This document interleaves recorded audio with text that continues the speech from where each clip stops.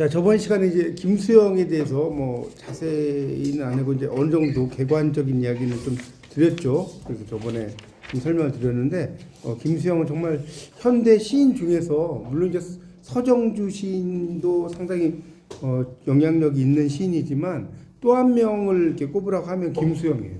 뭐 정말 다 대단한 시인들이지만 이 김수영 시인을 또 논하지 않을 수가 없을 정도로 되게 유명한 시인인데, 김수영 시들이 좀 공부를 해보면 쉬운 듯 하면서 어려운 게 되게 많아요. 난해성, 이런 게 되게 많거든요. 그런 게 많고, 또 추상적이고 관념적인. 그리고 이제 김수영은 또 영문학을 전공하다 보니까 서구 취향의 이미지가 또 있습니다. 서구 취향의 이미지. 이런 게 되게 강한 시인이다라고 좀 적어주십시오. 그리고 이제 김수영의 시가 난해성이 있다. 물론 이제 김수영 시도 좀 쉬운 시도 있어요. 그런데 김수영 시를 전체적인 걸 막 읽다 보면 상당히 난해한 것들이 상당히 많습니다. 그리고 이제 김수영은 그러니까 시의 세계를 보면 이제 모더니즘 그런 특징하고 한 세 개의 시기로 이렇게 나눌 수가 있는데, 모더니즘적인 특징, 4.19 무렵, 4.19, 그다음 4.19 이후, 이렇게 이제 세 개의 단계로 나눌 수가 있어요. 김수영은 모더니즘적인 세례를 받은 그런 무렵. 그러니까 요 시기의 시들이 상당히 난해성이 강해요. 난해성이 강하고 서구 취향의 이미지가 강하고, 서구 취향의 이미지가 강하고, 좀 필기를 좀 해주세요. 또 추상적이고, 그 다음에 이제 4.19니까 당연히 역사 뭐겠어요? 역사 그 현실과 일상, 역사 현실과 일상에 대한 천착이라고 할 수 있는데, 천착이란 말은 이제 여러분이 문학을 공부하다 보면 되게 많이 나오는 말인데요. 예, 천착 처음 들어보세요? 천착이 뭐냐면 당착의 반대가? 아니, 그건 아니고, 천착은 뭐냐면 그 굴삭기 같은 걸로 막 두두두두 땅을 이렇게 파는 거 아시죠? 네, 소리. 네. 그런 걸 천착한다고 그래요. 그러니까 그렇죠. 깊이 파고드는 거. 그리고 이제 문학을 공부하는데 천착한다 이 말을 좀 알아두시면 되게 좋습니다. 뭔가를 깊이 있게 파고 들어가는 거를, 예, 한문이 한문. 근데 한문 여러분 찾아보시고 되게 복잡해, 한자로 쓰려면. 그래서 예, 깊이 파고 들어가는 거. 이렇게 이제 공부하시면 대답을 막 이제 하시게 되는 거예요. 예, 그렇죠. 그런 게 되게 중요합니다. 그런데 이제 아까도 저번 시간에 말씀드렸지만 김수영은 어때요? 속어나 비속어 이런 게 되게 많다고 그랬죠? 그놈의 사진을 막 씻어서 뭐 미식개로 하자 이런 것도 있다고 했잖아요. 이런 걸 사용을 너무나 많이 해요. 그런 게 이제 강하고요. 이제 4.19 이후에는 그러면 어떻게 됐냐? 4.19 시기 이후에는 자기 풍자, 그 다음에 자기 풍자도 많이 하고요. 사회 풍자도 많이 해요. 풍자를 많이 해요, 이 시 속에. 김수영의 시를 읽어보면. 영어로 이제 세타이어라고 하는데, 풍자를 영어로 세타이어라고 해요, 세타이어. 온타이어가 아니고 세타이어.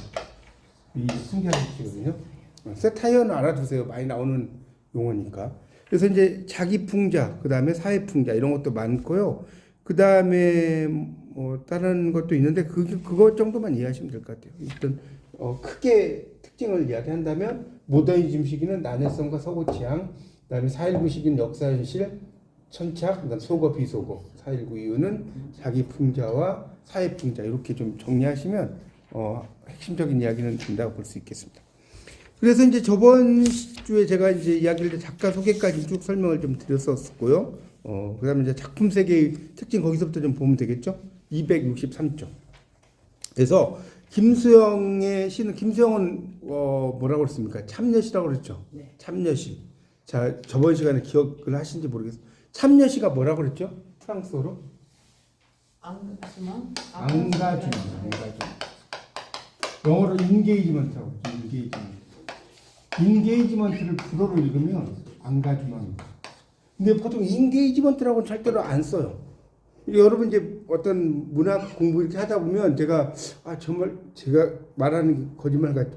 한번 인터넷 검색해 보세요. 앙가주망이 얼마나 많이 나오나. 이게 되게 많이 나오는 말이에요. 앙가주망. 그래서 꼭 알아두세요. 참여 시험에 앙가주망이라고 한다.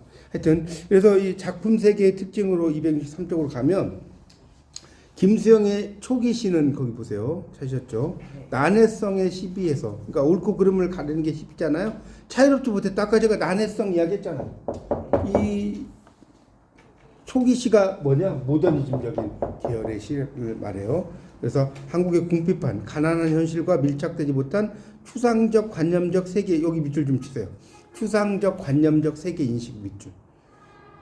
이런 것들이 상당히 많습니다. 그래서 김수영의 시들이 뭐 또 쉽다면 쉬운데 어려운 이야기들 상당히 많아요. 그래서 264쪽 넘어가면, 그래서 이제 폭포와 눈이, 여러분 김수영 하면 풀만 보통 많이 알고 계시잖아요. 근데 이 폭포, 눈 이런 시도 되게 유명한 시예요. 그래서 김수영에게 시는 그 두 번째 줄 볼게요. 264쪽. 자신의 살아있음을 증거하는 기침이었고, 그러니까 기침이라는 것은 뭐 이렇게 우리가 기침하는 것도 있지만 세상에 자기의 어떤 생각들을 거침없이 표현한다는 것을 기침으로 상징적으로 쓴 거예요. 뭐 기침한다는 뜻이 아니라 자기의 생각을 그냥 과감하게 표현하는 거. 뱉는다? 그렇죠. 뱉는 거죠. 264쪽의 셋째 줄에 지금 보고 있어요. 기침의 의미 잘 모르시면 써놓으세요. 자기의 생각을 그러니까 여과 없이 그냥 이야기를 해요. 그러니까 이렇게 제가 말씀드렸지만 시인이 시를 이렇게 쓰기가, 여러분 같은 그 독재 서슬한 그 시대에 쓸 수 있겠어요? 여러분이 제가 그때 한번 여쭤봤잖아요. 김수영이라면 이렇게 쓸 수가 쉽지 않겠죠. 그렇죠. 생명의 위험을 느끼죠, 당연히. 이 시기가 독재의 그런 시기였다니까요. 그런 시기에 이런 걸 썼다는 거예요. 이게 대단한 거죠. 그래서 부조리를 향해 내뱉는 침이었다. 맞죠? 제가 말씀드린 자기가 하고 싶은 말을 여과 없이 표현하는 걸 침으로 이야기를 한 겁니다.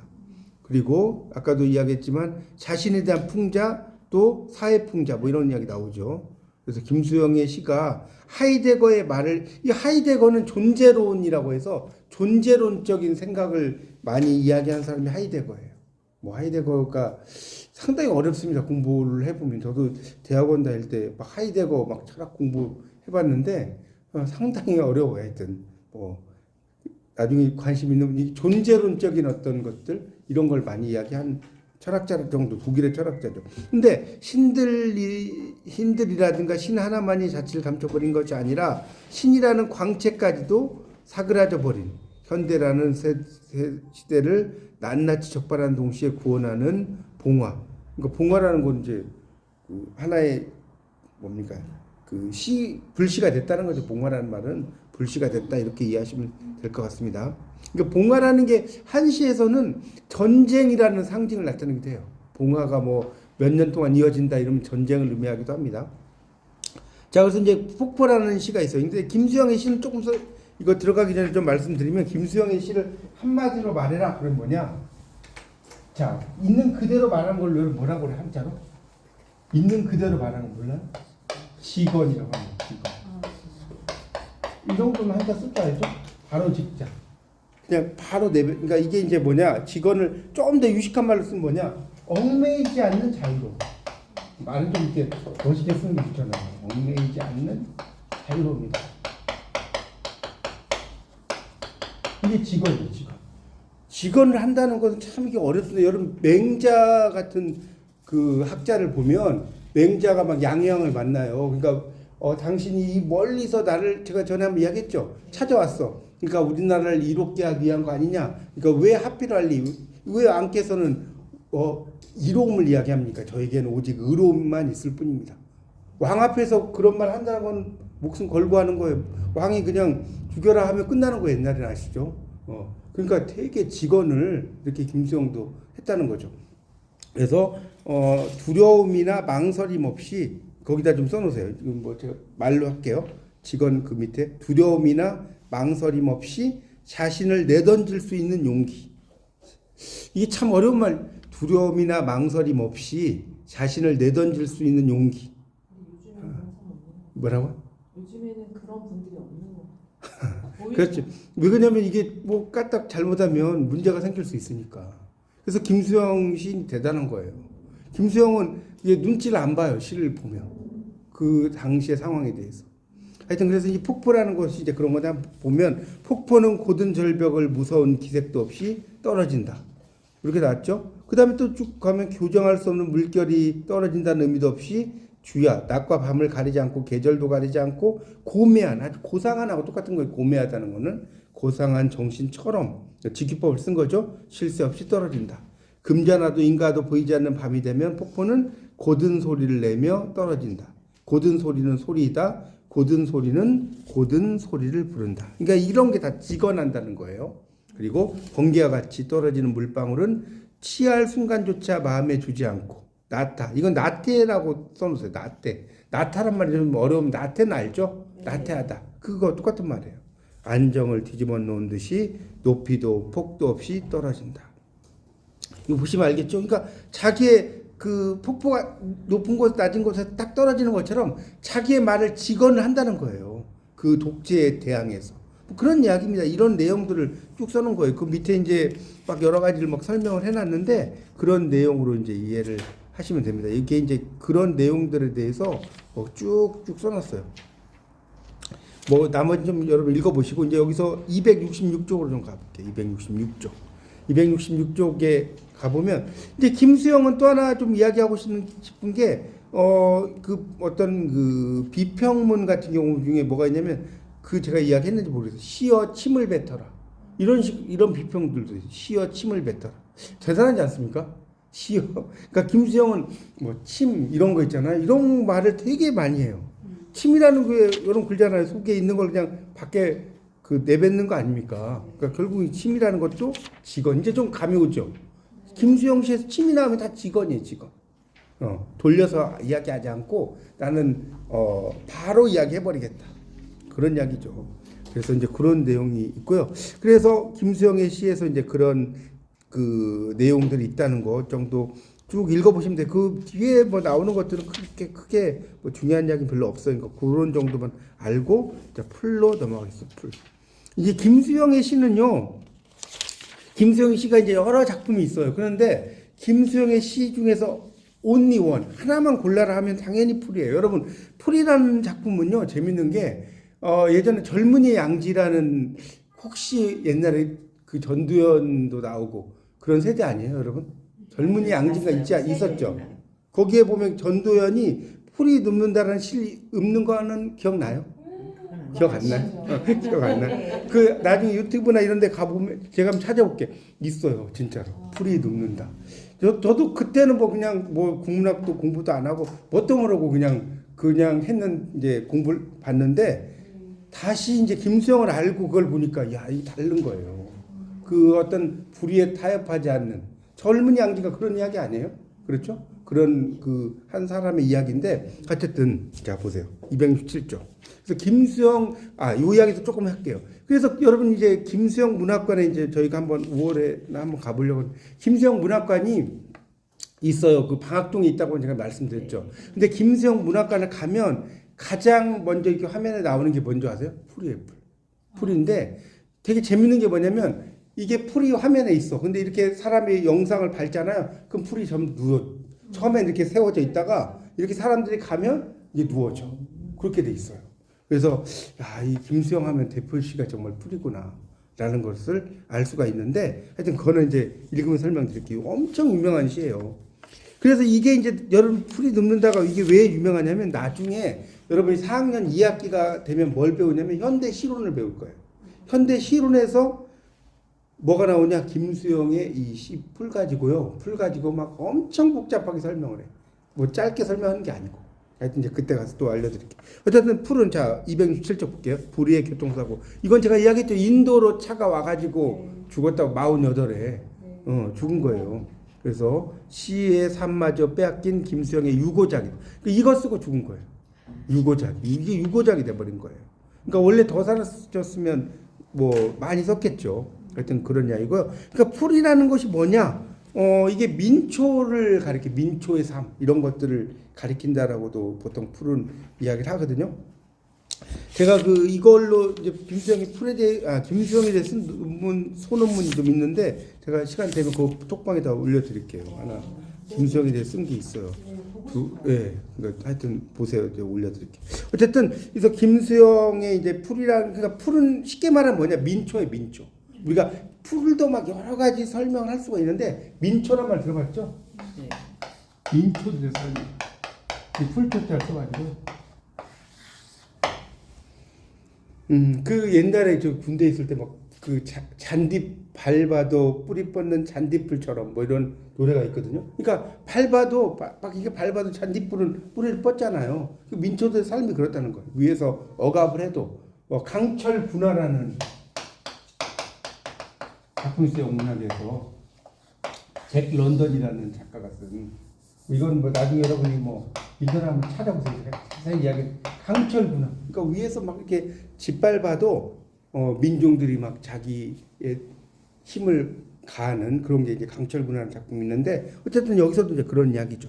그래서 다시 이제 보시면 그래서 이제 여러 가지 함축적인 이야기를 가지고 있다. 풀과 바람 뭐 이런 것들도 있고요. 그래서 이제 꼭 읽어보시고 그 다음에 이 이야기를 또 안 할 수가 없네. 이제 보세요. 쭉 내려가다 보면 그래서 여러분이 정말 좋은 거는 국문학 공부하잖아요. 영문학을 하면 너무나 도움이 많이 돼. 영문학에서는 이론적인 게 많이 배우거든요. 뭐가 이제 중요하냐 보세요. 이게 이제 국문학을 공부하면 넘어갈 수 있는 건데 그 267쪽의 밑에서 한 네 번째 줄 끝에서 다섯째 줄 끝에서부터 볼게요. 찾으셨나요? 바람에 맞서는 거기 있죠. 거기서부터 볼게요.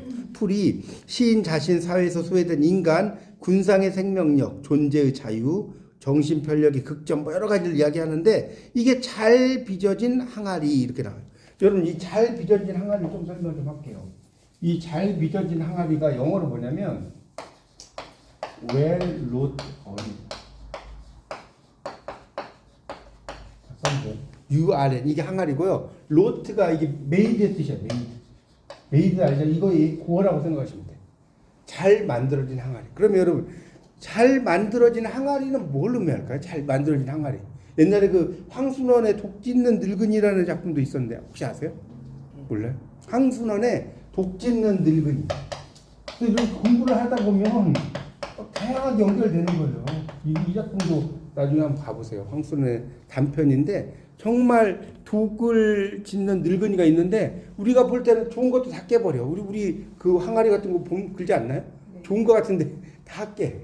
나중에는 이 그 늙은이가 그 독 찢는 그 뭐라고 그러죠? 그 가마 속에 들어가고 죽어요. 그리고 나서 이제 그 독이 엄청 좋아지는 뭐 그런 이야기예요. 완벽을 얘기해. 그러니까 완벽을 이야기할 수도 있고 나중에 하여튼 들어가 그 불가마 속. 하나가 되는 거예요. 네, 하나되는 이야기예요. 예, 읽어보세요. 그런 이야기죠. 하여튼 어쨌든 그러니까 웰로터는 뭐냐? 자, 이게 좀 잘 만들어진 항아리를 이야기하는 게 아니고 작품을 이야기합니다. 이 영문학에서 나오는 말이거든요. 이게 이제 잘 빚어진 항아리라고 써놨지만 잘 만들어진 항아리예요. 이건 뭐냐? 잘 쓰여진 작품, 뭐 잘 만들어진다고 해도 되고, 뭐 쓰여진다고 해도 돼요. 쓰인다고 하는 거거든요. 잘 쓰여진 하면 이게 두 가지니까 두 이중적 의미니까 잘 쓰인 작품, 잘 만들어진 작품. 아시겠죠? 그게 항아리. 그래서 제가 이 항아리는 제가 전에 좀 이야기를 했죠. 어떤 이야기를 했냐면 그 존 키치 이야기하면서 존 키치의 작품 중에 예, 그렇죠. 그리스 항아리에 붙이는 거. 아유, 공부를 대단한. 그러니까 오드 투어 그러니까 그런 능력이 대단. 오드 투어 그레이션 언이라고 해서 그리스 항아리에 붙이는 노래 하면서 나오거든요. 그러니까 그리스 항아리라는 의미가 아니에요. 잘 만들어진 작품에 붙이는 노래. 이렇게 되는 거예요. 보세요. 이 영문학을 하니까 좋잖아요. 여러분 안 하셨지만 어쨌든 자 그것도 알아둬라. 그래서 아주 뛰어난 작품을 이야기한다. 잘 빚어진 항아리는 자 그래서 풀이 눕는다부터 이제 보세요. 이게 풀이 눕는다라는 작품은 이게 어떻게 되냐면 너무나 잘 알잖아요. 풀이 눕는다가 계속 반복돼. 거기 풀이 눕는다 밑줄 쳐보세요. 일행에. 그리고 뭐라고 쓰냐면 반복과 확장이라고 써봐요. 반복과 확장이에요. 이거 읽어보면 계속 풀이 눕는다가 나와요. 그렇죠? 그러니까 이런 짧은 행이 반복돼 속도감을 이끌어내고요. 또 하나는 이게 풀이 눕긴 눕는데 앞에가 약간씩 바뀌어. 이런 걸 뭐라고 하냐면 변주라고 그래요. 변주. 다양한 변주를 포함한 자 여기다 써보세요. 풀이 눕는다 밑줄. 다양한 제가 말로 할게요. 다양한 변주를 통한 반복의 율동. 다양한 변주를 통한 뭐의 율동? 반복의 율동이에요. 그러니까 풀이 눕긴 눕는데 계속해서 바뀌어. 자, 한번 볼까요? 이제 보시죠. 풀이 눕는다. 비를 몰아오는 동풍에 나부껴 풀은 눕고 드디어 울었다. 자, 날이 흐려서 더 울다가 다시 누웠다. 그러니까 지금 풀이 눕는다가 하여튼 나오죠. 풀이 눕는다, 풀은 눕고 뭐 다시 누웠다. 자, 풀이 눕는다는 말이 똑같이 나오진 않죠. 이런 걸 뭐라고 한다? 변주라고 그래. 변주. 문학 용어예요. 변주라는 거는 어떤 말이 있으면 그걸 약간씩 바꾸는 거예요. 그걸 변주라고 합니다. 그래서 그 다음에 풀이 눕는다. 이런 게 보세요. 바람보다 더 빨리 눕고. 이런 것들이 이제 비교법이라고 하는 거예요. 뭐뭐보다도 이렇게 시에서 나오잖아요. 다 비교법이에요. 비교법. 여러분 시에서 이런 비교법을 쓰면 되게 멋있어요. 시가. 뭐뭐보다 더 빨리 눕고 뭐뭐보다 더 빨리 울고 바람보다 먼저 일어난다. 그러니까 결국 바람이라고 하는 것은 이 독재적인 상황을 이야기한다면 탄압이겠죠. 그러지 않겠어요? 바람이라는 것은 그러니까 오늘 밤에도 별이 바람에 스치운다라고 하는 게 시대적인 배경 운동주의 시에서 탄압이 일제 탄압을 이야기하는 거예요. 오늘 밤에도 별이 바람에 스치운다. 그러니까 별이라는 것은 독립에 대한 어떤 저항 의지 맞죠? 그게 일제 탄압에 별이 바람에 스치운다. 아주 막 이제 쓰러져 가는 거죠. 자, 그다음 보세요. 날이 흐리고 풀이 눕는다. 자, 그다음 발밑까지 눕는다. 그러니까 이게 지금 보세요. 풀이 눕는데 점점점 가다가 나중에 발목까지 내려가. 맞죠? 그 다음에 바람보다 먼저 일어나고, 이거 계속 비교법 써놨잖아요. 바람보다 먼저, 늦게 누워도 바람보다 먼저 일어나고, 바람보다 늦게 울어도 바람보다 먼저 웃는다. 그러니까 여기서 풀이 웃는다, 이런 것들은 이제 일종의 화리법의 의미로 쓰는 거예요. 살아있지 않은 것을 살아있는 것처럼 표현하는 게 화리법이거든요. 날이 흐리고 풀뿌리가 눕는다. 라고 이야기해서 이 풀이 눕는다가 계속해서 반복되고요. 이 시는 또 하나는 뭐냐면 자 거기다 좀 써보세요. 이 시는 풀과 바람의 상호 운동과 속도 경쟁이에요. 풀과 바람의 상호 운동과 속도 경쟁, 이게 이제 시의 포인트입니다. 풀과 바람이 서로 이제 운동을 하면서 속도를 경쟁해. 누가 더 그 바람보다 먼저 일어나는지 먼저 눕는지 이런 것들이 쭉 나오고요. 또 이 시에서는 재밌는 게 뭐냐면 눕다, 일어나다, 울다, 웃다 이렇게 반대적인 의미가 나와요. 맞죠? 네. 눕다 다음에 일어나다 있잖아요. 바람보다 먼저 일어나고 바람보다 늦게 누워도 눕다 일어나다 반대적인 표현이잖아요. 그다음에 울다 웃다도 있죠. 울다 여기 웃는다가 있지만 바람보다 늦게 울어도 이런 게 나오지 않습니까? 그럼 그 이양 대립적인 구조죠. 그러니까 두 가지 반대적인 의미를 가지고 이야기를 하고요. 자, 그 다음에 이 시에서는 이제 그런 내용들이 이제 쭉 나옵니다. 풀이. 그 다음에 또 하나 중요한 것은, 이 풀이, 보세요. 여기 이제 다시 책을 좀 볼게요. 거기 267쪽을 다시 보세요. 거기 보면 풀이 눕는다. 비를 몰아오는 동풍이 나부껴 풀은 눕고 이렇게 나왔어요. 자, 요 앞에 그러니까 이 드디어에다 동그라미 쳐보세요. 드디어 네 번째 행에 드디어 동그라미 쳐보면 이 드디어를 기점으로 해서 드디어의 앞부분 세 줄이죠. 풀이 눕는다. 비를 몰아오는 동풍이 나부껴 풀은 눕고 이거는 어떤 풀의 수동적인 어떤 수동적이랄까 수동적이라고 그런 수동성이라고 이야기할게요. 드디어를 기점으로 해서. 뭔 말 이해 가죠? 이 앞부분. 근데 이 뒷부분은 능동성으로 바뀐다는 거. 이게 또 중요해요. 여러분 이제 시를 그냥 읽는 것도 중요한데 이렇게 좀 의미를 막 부여하면서 읽으면 되게 재밌어요. 그냥 공부하는 것보다. 이게 드디어라는 게 되게 중요한 거구나. 그래서 이제 그런 것들을 또 여러분 나중에 이제 실용 공부하면 이걸 좀 더 깊이 있게 들어갈 겁니다. 이거보다. 그러면 결국은 이 풀이라고 하는 시는 뭐냐? 여러 가지가 있는데 뭘 의미할까요? 여러분이 보시기에 생명력과 운동성의 상징이에요. 거기다 좀 여백에다 써놓으세요. 아무데나.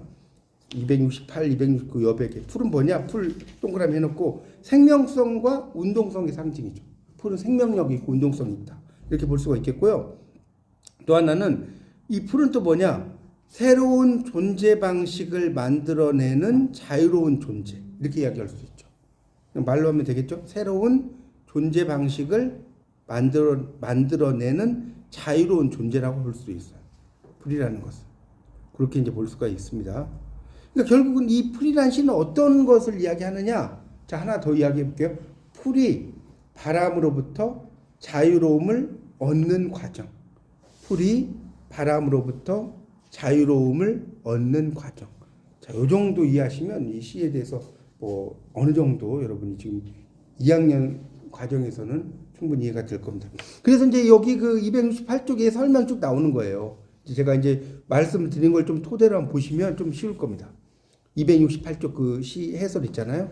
풀의 구성은 비교적 간단한데 화자가 거센 동풍이 부는 날 풀밭을 바라보며 풀과 바람의 상호작용을 관찰하고 있는 모습. 아까 제가 설명했죠? 풀과 바람의 상호작용 관찰 밑줄 쳐놓으세요. 그리고 이 프레임이라는 건 틀을 프레임이라고 하는 겁니다. 프레임이란 말이 되게 많이 나오는데 영어로 하면 FRAME 이렇게 써놓으세요. 이게 틀을 영어로 프레임이라고 하거든요. 뭐 여러분도 막 이야기하다가 프레임이 어쩌고 이런 말 쓰잖아요. 한국 사람이지만 그죠? 그 틀을 이야기하는 거예요. 그래서 풀의 탁월성, 풀과 바람의 대립, 움직임 이런 것을 이야기하고 있다. 1년은 눕다, 울다, 그 다음에 2년은 눕다, 울다, 일어나다, 3년은 눕다, 일어나다, 울다, 웃다. 동사가 활용된다. 그러니까 보면 동사가 이제 점점점 보세요. 2개, 3개, 4개 막 이렇게 간다는 거예요. 그리고 풀의 사실적 움직임에 대해서 인간화된 감정의 표현. 왜 그냥 풀이 웃는다, 풀이 뭐 운다 뭐 이렇게 이야기하는 거니까 이런 것들. 자, 그래서 애착의 강도가 높아지고요. 그다음 마지막 줄 볼게요. 더욱 뜻깊은 관찰의 결과는 마지막 행에서 풀이 아니라 뭐가 돼요? 풀뿌리. 여러분 풀뿌리 민주주의 이런 말 들어봤죠? 풀 민주주의는 없잖아요. 그러니까 이게 이제 풀뿌리 뭐 이렇게 나오는 것은 어떤 민초들의 삶을 상징적으로 볼 수도 있다는 거예요. 자, 그렇게 이해하시면 될 것 같습니다. 그 다음에 269쪽. 그래서 그 어떤 분은 그 김수영의 풀만 가지고도 논문을 쓰는 분이 있어요. 김수영이 풀의 그 의미가 뭐 한두 개가 아니거든요. 여러 가지 의미가 있는데 김수영의 풀의 뭐 상징적 의미에 관한 연구. 이러면 이것도 박사 논문 된다니까요. 여러분 재밌는 게 뭔지 아세요? 그 공무도화가는 들어봤죠? 공무도화. 임이여 뭐 물을 건너셨네 마침내 그렇죠. 물에 빠져 돌아가시니 가시님을 어이할고 딱 4줄밖에 안 돼. 근데 이 서울대 박사 논문이 이거 4줄짜리 공무도화가 연구해갖고 300장 있었어요. 300장. 여러분 이게 믿어지세요? 진짜로. 공무도화가에 나타난 뭡니까 상징성 연구해갖고 4줄짜리 공무도화가 300장이 나왔다니까. 진짜. 그리고 얼마나 연구를 많이 했는지 아시겠어요? 이렇게 공부할 게 천재. 그러니까 여기서 상징성 그렇죠. 정치적 뭐 여러 가지 그렇죠. 여러 가지 의미가 막 다 있죠. 이제 그런 것들 연구하는 거죠. 하여튼 그래서 이제 그런 것들이 그러니까 바람과 이런 거 대립인데 자, 269쪽에 두 번째 단락 제가 아까 좀 설명드린 게 나와요. 볼게요.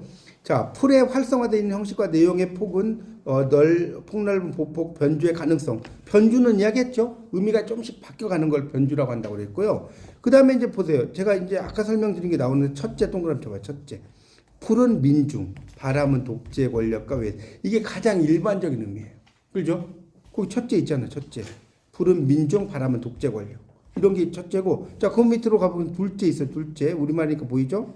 온몸의 시각이 나타나듯이 김수영은 시의 자유와 혁명의 최상의 가치를 뒀다는 점에서 풀은 밑줄 세요. 풀을 그 다음에 관점보다 말고 절대 자유에 대한 욕망과 실천으로 또 봐야 돼. 그러니까 어떤 민주주의 이런 게 아니라 절대 자유. 무슨 말 알겠죠? 그렇게 볼 수 있다는 거예요. 또 셋째, 풀과 바람의 상호작용에 초점을 맞춰서 풀을 시제로 삼았다는 점에서 혁명이든 자유든 하나의 가치를 향한 움직임과 변화의 주체. 또 이렇게도 볼 수 있다는 거예요. 여러 가지로 이제 하여튼 그 풀에 대해서 볼 수가 있다는 겁니다. 근데 결국은 역동적인 움직임. 자, 넘겨볼까요? 270조. 자, 그래서 김수영은 4.19 10회 이후 혁명은 안 되고 나는 방만 바꿔버린 이 시도 있어요. 혁명은 안 되고 나는 방만 바꿨다는 거. 표현 기가 막히지 않습니까? 그런 시가 있어요. 김수영의 시에서. 하여튼 그런 여러 가지들을 이야기하고 아까도 말씀드린 시어 침을 뱉어라가 나오죠. 거기 쭉 내려가다 보면 시어 침을 뱉어라. 반시론 이런 것들도 있어요. 절대적 자유. 그래서 그 김수영의 시는 정말 현대적인 삶 속에서 참 여러 가지 이야기할 게 많습니다. 자, 271쪽에 작품 원문과 그 해설에서 이거 제가 어느 날 고궁을 나오면서 해서 되게 인용이 많이 되는 구절이 첫 번째 줄이라고 기억나죠? 그러니까 다른 거는 기억이 안 나. 어느 날 고궁을 나오면서 첫째 행만 기억해요. 왜 나는 조그만 일에만 분개하는가? 여러분 이 구절이라도 아세요? 뭐 다 알면 좋은데 나는 그것만 알아도 다른 사람 보면 놀래요. 어떻게 기억하냐고. 그래서 왜 나는 조그만 일에만 분개하는가? 저 왕궁 대신에 왕궁의 음탕 대신에 50원짜리 갈비가 기름덩어리만 나왔다고 분개하고 옹졸하게 분개하고 설렁탕집 돼지 같은 뭐 이렇게 어쩌고 나오죠.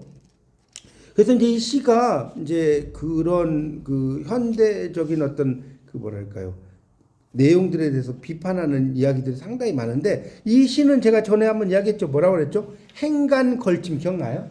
제가 한번 이야기한 것 같은데 행간 걸침인데 이제 여기까지 했고 자 행간 걸침을 이제 뭐라고 하느냐? 자 이건 안 했죠. 앙장부만 조금 이제 유식한 말로 하나. 자 뭐를 행간 걸침. 자 그럼 앙장부망하니까 이게 영어 같진 않죠. 프랑스예요, 프랑스. 앙장부망. 이 앙장부망을 이제 영어로 쓰면 이렇게 써요. 절대 쓰면 근데 이걸 읽을 때 앙장부망이라고 읽어요. 알겠죠? 불어에서는 단어 끝에 T가 나오잖아요. 그럼 거의 T를 발음을 안 해요. 예를 들어서 여러분 피에로 있죠, 피에로.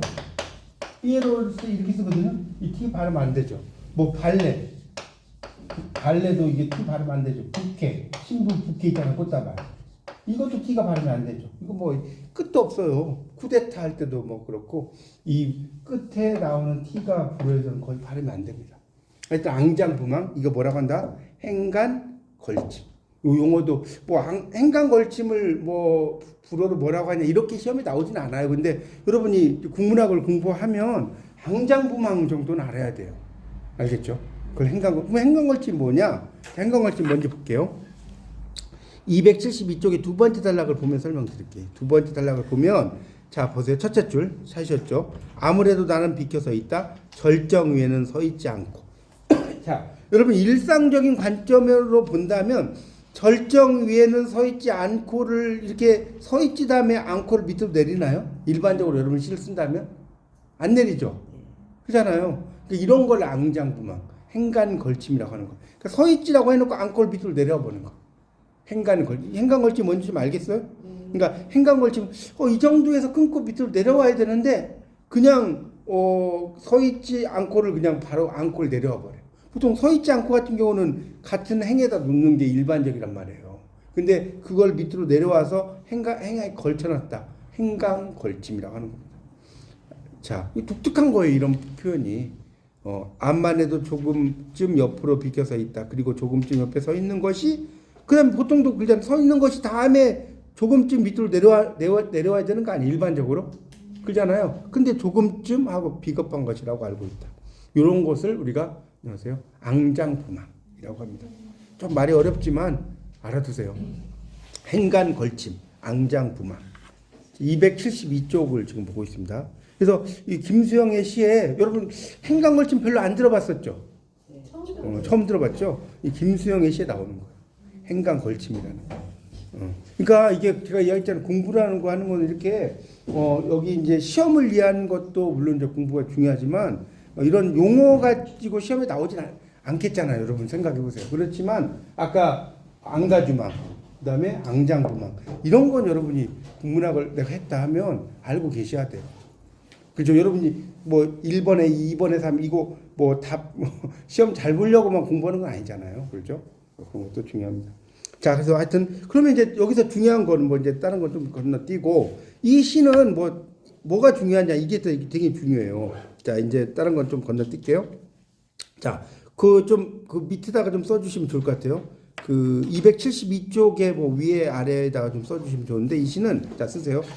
부정적 이 시의 특징이 뭐냐? 부정적 사회 현실과 이건 이제 말로 할게 그냥 칠판에 쓰려면 기니까 부정적 사회 현실과 환경에 대한 무력감과 자기 반성 이게 이 시의 특징이에요. 이 시의 주제 부정적 사회 현실과 환경에 대한 무력감과 자기 반성 그렇게 쓰시고요.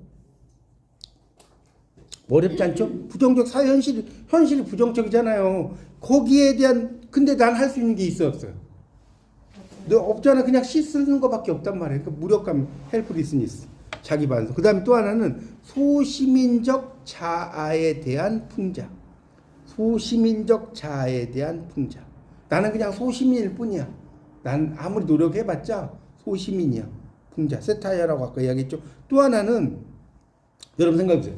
고궁이라는 것은 고궁이란 말이 나왔어요. 옛날 궁이잖아요. 궁이라고 하는 건 뭐 권력의 상징 아니에요?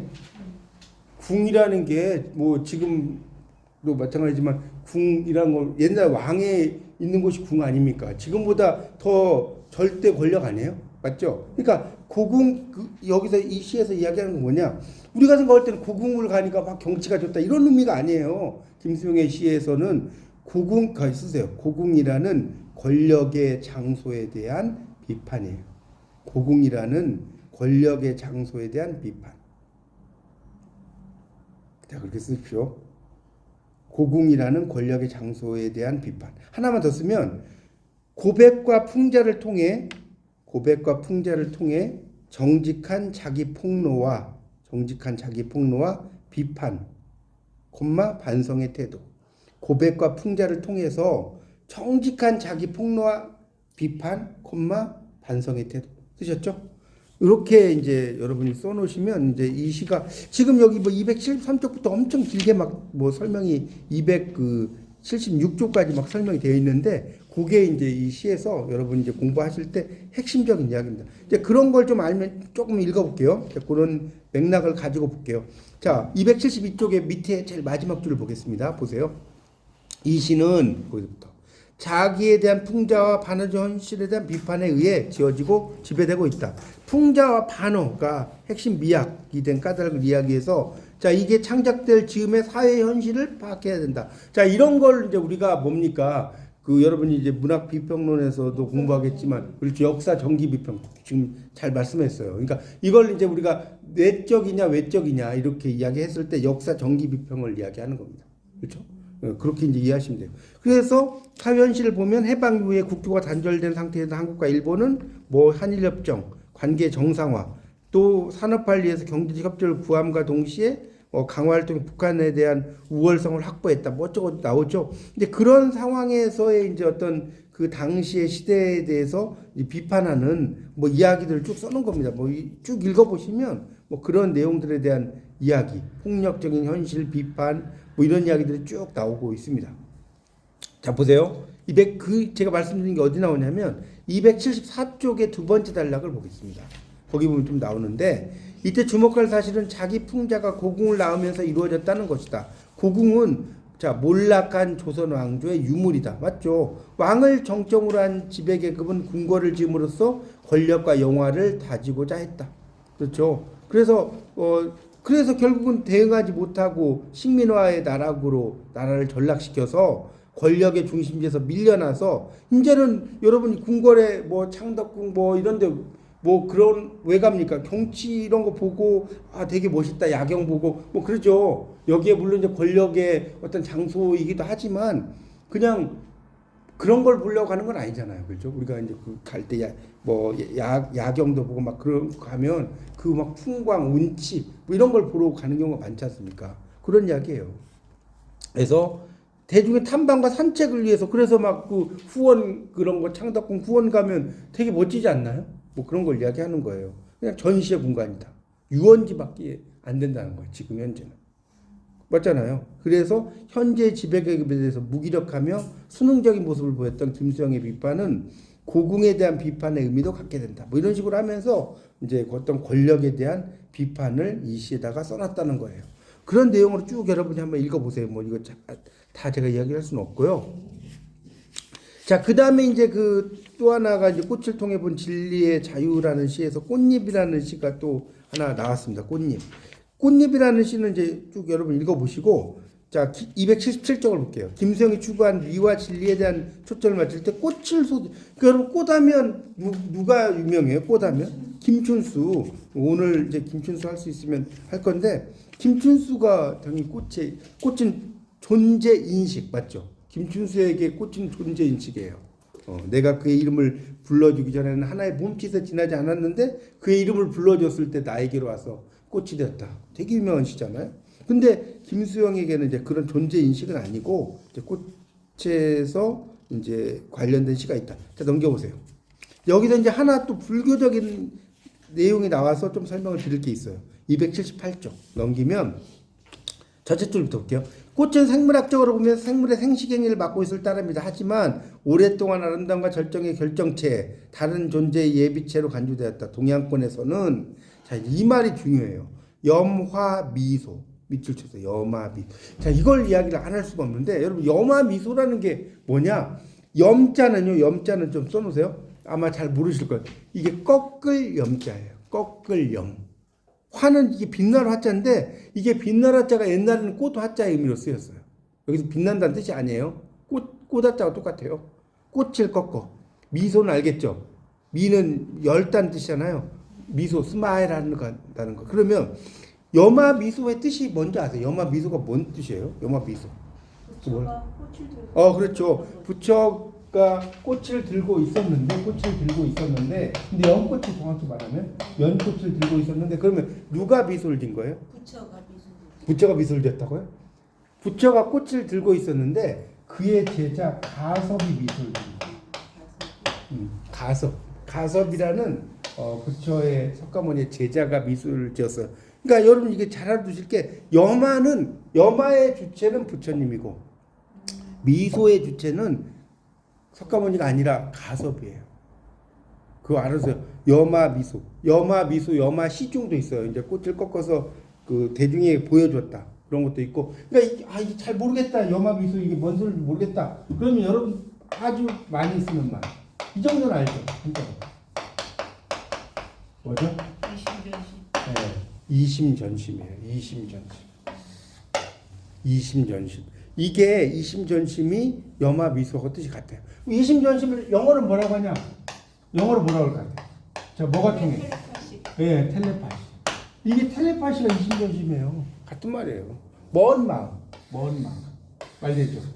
멀리서 이게 그러니까 텔레파시는 아는데 염화미소 하면 되게 어렵지 않아요? 텔레파시. 네, 엄청 어렵죠. 제가 전공이 이런 거예요. 영문학과 동양학을 만나. 하여튼 이제 염화미소입니다. 염화미소. 자, 그런 걸 이야기하는 거예요. 그러니까 이심전심이라고 이해하시면 될 것 같아요.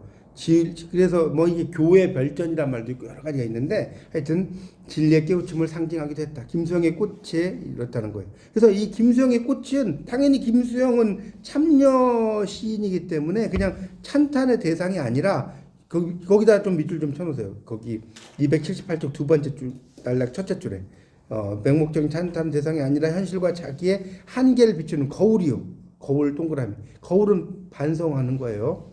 그러니까 거울이라는 말 자체가 거울이라는 뜻도 있지만 반성한다는 뜻이 있어요.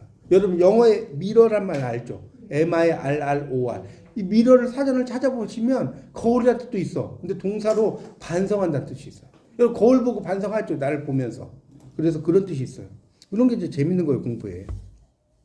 그래서 보편적 진리와 미를 향한 욕망의 매개체다는 거예요. 그런 의미로 이제 이런 그 꽃을 가지고 설명을 했어요. 김춘수가 이야기하는 존재 인식과는 다른 관점에서 김수영은 이 꽃을 이야기한 작품이다. 이렇게 이해를 그렇죠. 그래서 좀 더 보면 280쪽에 세 번째 줄을 볼게요. 세 번째 줄을 보시면 자, 거기 쭉 밑줄 치면서 세 번째 줄부터 끝까지 김수영이 꽃의 연작을 통해 힘찬 율동으로 노래한 온몸의 시걸 온몸의 시학이라고 표현했어요.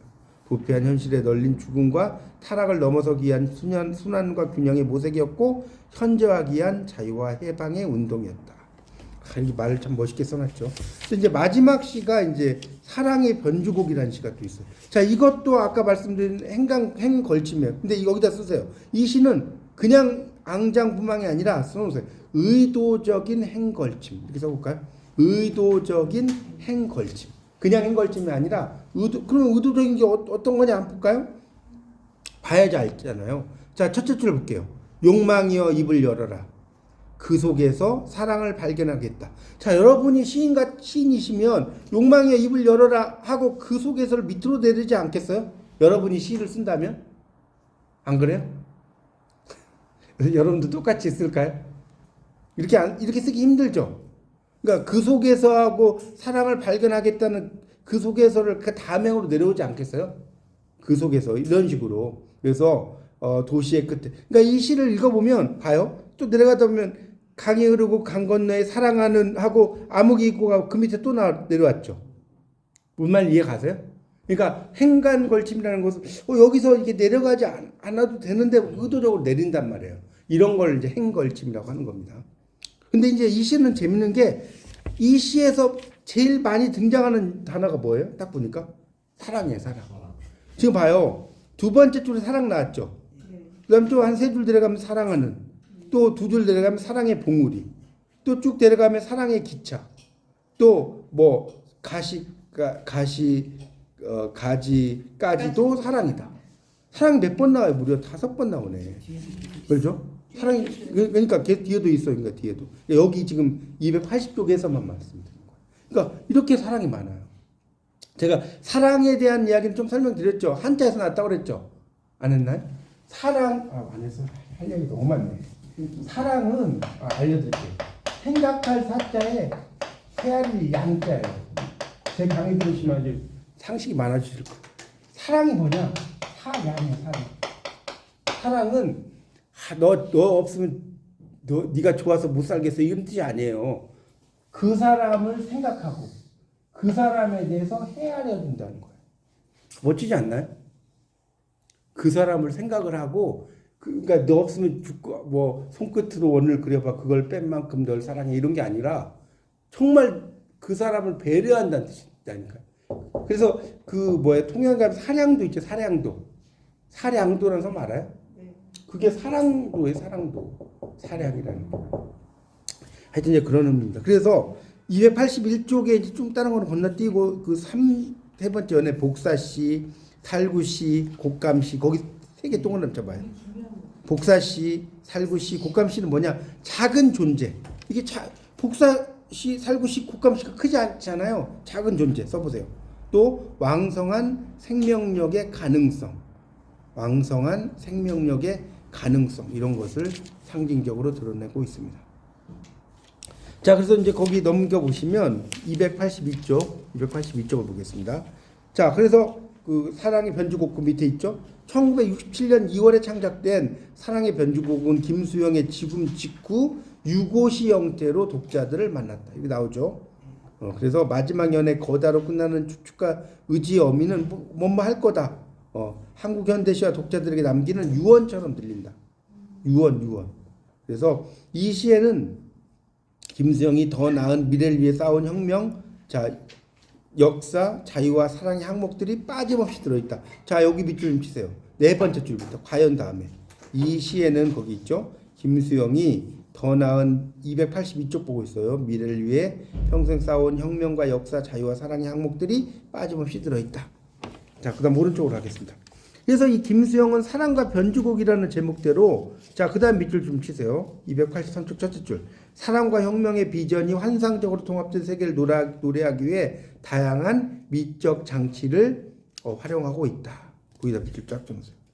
그러니까 이 시는 일종의 산문적 진술의 시라고 볼 수 있어요. 그러니까 산문시라기보다는 산문시는 이제 옆으로 쭉 이어서 가야 되니까 산문시라고 할 수 없고요. 이 시를 행을 따져보면 51행 된대.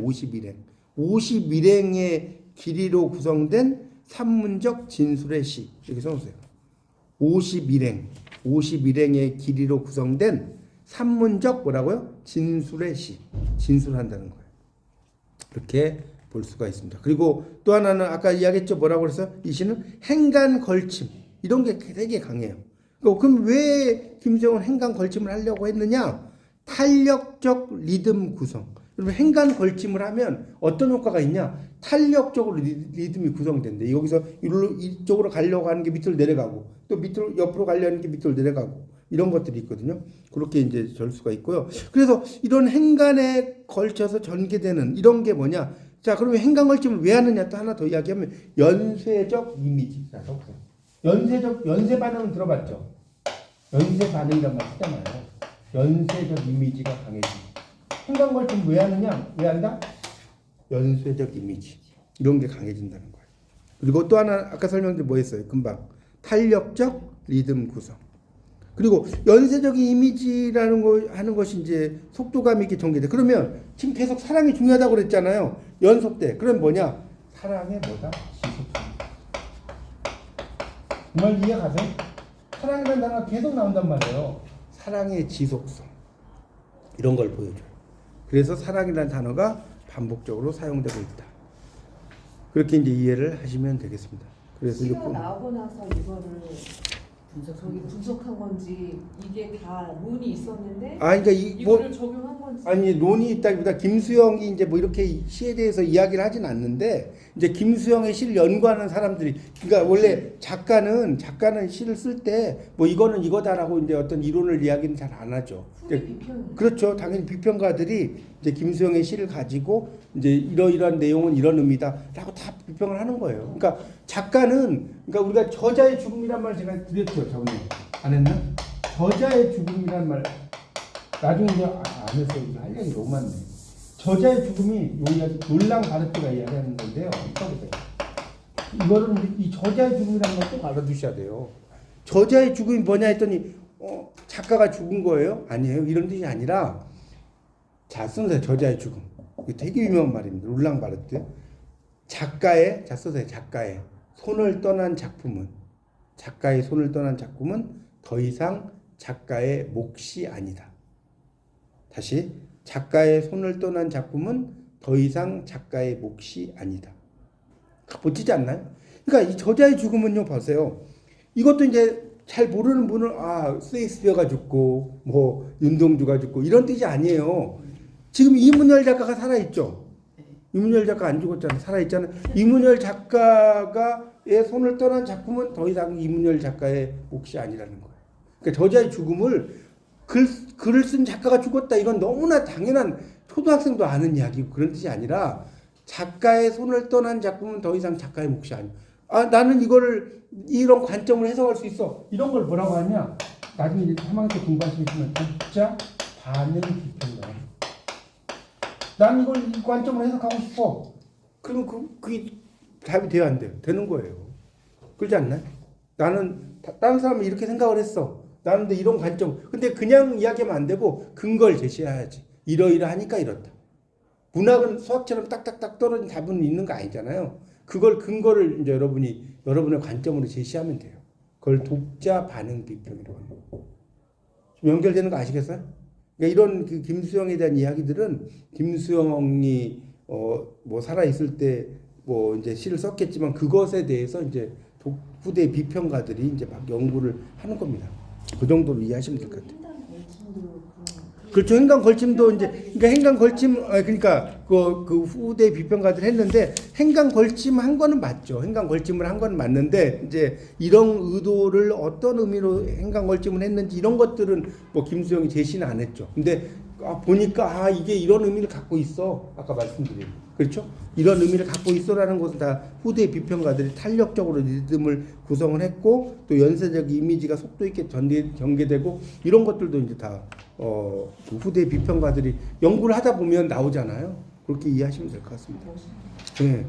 김수영 멋있다니까. 이거 한번 빠지면 김수영 못 벗어나 여러분. 나중에 이제 한번 그 방학동에 한번 가보세요. 얼마나 멋있나. 어쨌든 그래서 이제 그 나머지는 읽어보시고 이제 결론하고 이제 쉬겠습니다. 좀 시간이 좀 많이 지나가서 자 빨리 한 5분 안에 마무리할게. 김수영 285쪽 김수영은 자 그래서 제가 다시 이야기하지만 김수영이 이제 그 특징 문학사적 의의라고 해서 결론 나오면 무조건 문학사적 의의라고 제가 여러 번 말씀드렸어요. 자 볼까요? 김수영은 다음에 자 이 번호를 좀 매길게요. 1번이라고 써서 식민지 앞에 1번. 식민지 및 전쟁의 경험을 얼룩진 부조리한 현실에 맞서서 시의 자유와 혁신을 죽는 그날까지 추구한 미적 혁명의 투사이자 표현 보세요. 엘커미스트 연금술사가 엘커미스트인데 연금술사였대요. 그 다음에 생활 현실 앞에다 2번 동그라미 생활 현실에 대한 밀착과 언어의 자유에 대한 끊임없는 모색을 통해 돌파해 나갔다. 그 다음에 그 밑에 시와 삶과 있죠. 거기다 3번이라고 쓰세요. 시와 삶과 정치의 자유를 뗄래야 뗄 수 없는 통합체. 당연하죠. 김수영이 무슨 작가다? 참여시 작가라고 그랬잖아요. 그러니까 정치에 대해서 비판을 안 할 수가 없는 사람이에요. 자, 그 다음에 쭉 내려가서 제일 마지막 줄 볼게요. 중간에 비판과 풍자 거기 앞에 4번이었어. 4번. 비판과 풍자 앞에다. 비판과 풍자의 시선과 언어를 아끼지 않았다. 그리고요. 그다음 넘기세요. 286조. 자, 그다음에 자유, 사랑, 혁명, 자유 앞에다 5번이라고 썼어요. 5번. 자유, 사랑, 혁명 이런 것들을 썼고요. 그다음 거기서 두 줄 좀 내려오면 이를 위해 다음에 있죠. 거기 일상 그거 찾으셨어요? 일상어 앞에다 6번이라고 써보세요. 두 번째 단락의 둘째 줄에 일상 끝에 있잖아요. 일상어와 비속어, 시적 율동 이런 것을 올려두고 활용했고요. 그 다음에 또 한 다음에 익숙한 앞에다가 이게 7번인가? 맞죠? 6번까지 했죠? 그 7번 이렇게 쓸 수 있겠죠. 뭐 부정과 저항의 의미로 뭐 이렇게 했다. 그러니까 아마 김수영에 대해서 여러분이 이제 만약에 결론 부분에서 시험이 나오면 뭐겠어요? 다음 중 김수영에 대한 설명으로 잘못된 것은 나올 수 있겠어요, 없겠어요? 나올 수 있죠. 그래서 이런 내용들을 여러분이 쭉 보시면서 그러니까 이걸 뭐 암기하려고 하지 마시고 김수영에 대해서 이렇게 시나든가 이런 걸 통해서 공부를 했지 않습니까? 그럼 김수영이 그러니까 이런 건 암기하는 여러분 공부는 암기가 능사가 아니에요. 암기도 이해를 한 상태에서 암기를 해야 돼. 그렇지 않나요? 그러니까 무조건 암기하지 말고 뭐라고요? 암기보다 전체적인 공부를 그러니까 전체적인 틀을 잡고 김수영이 지금 계속 공부했잖아요. 생활 현실, 밀착, 언어의 자유, 뭐 정치 뭐 이런 거 나오고 비판, 풍자 다 아까 설명 다 드렸잖아. 그리고 자유, 사랑, 혁명 이런 거, 정직 뭐 시어 침을 뱉어라 이런 것도 그랬죠. 그다음에 비속어 뭐 그놈의 사진을 뭐 미식개로 하겠다라든가 뭐 이런 것들 되게 많다고 그랬죠. 또 부정과 저항 이런 거 다 딱 보면 알 수 있잖아요. 척 보면 알잖아요. 아무래도 실행 안 되겠지. 예, 그런 게 이제 김수영의 시의 특징입니다. 하여튼 나중에 좀 더 궁금한 건 나중에 이제 저희가 문학 그 서울에 한번 가면 뭐 그때 또 제가 설명을 드리도록 하겠습니다. 그때 진짜